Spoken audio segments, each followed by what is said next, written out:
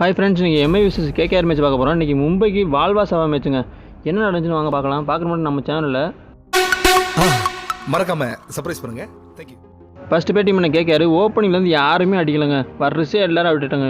துஷாரா சொல்லி எடுத்தார் 3 விக்கெட்டு. அதுக்கப்புறம் வெங்கடேஷ் ஐயர் இம்பேக்டாக வந்த மணிஷ் பாண்டே ஓரளவுக்கு சரிவுலேருந்து மீட்டாங்க பார்ட்னர்ஷிப் போட்டு. மணிஷ் பாண்டே அவர் பங்கு 42 ரன் அடித்தார். வெங்கடேஷ் ஐயர் கடைசி வரைக்கும் இருந்து 70 ரன் அடித்தார். அப்படி இருந்தாலும் பும்ரா அடுத்தடுத்து வந்து 3 விக்கெட் வரிசை எடுத்தனால 169 ரன் ஆல் அவுட் ஆயிட்டாங்க. அதோட பும்ரா பஃப்ரல் கப்பையும் வாங்கிட்டாரு. அதுக்கப்புறம் பேட்டிங் பண்ண மும்பை ஸ்டார்டிங்லேருந்தே அவங்களும் திணறிக்கிட்டே இருந்தாங்க. நரேன் 2 விக்கெட் எடுத்தார். அவரோட சேர்ந்து வருண் சக்கரவர்த்தி முக்கியமான 2 விக்கெட் எடுத்துட்டாருங்க. ஆனாலும் சூரியகுமாரோட தனியாக நின்று அவர் 50 எடுத்தார். கடைசி வரைக்கும் இந்த மேட்ச் ஜெயிக்க அவரும் கைவிட்டாருங்க.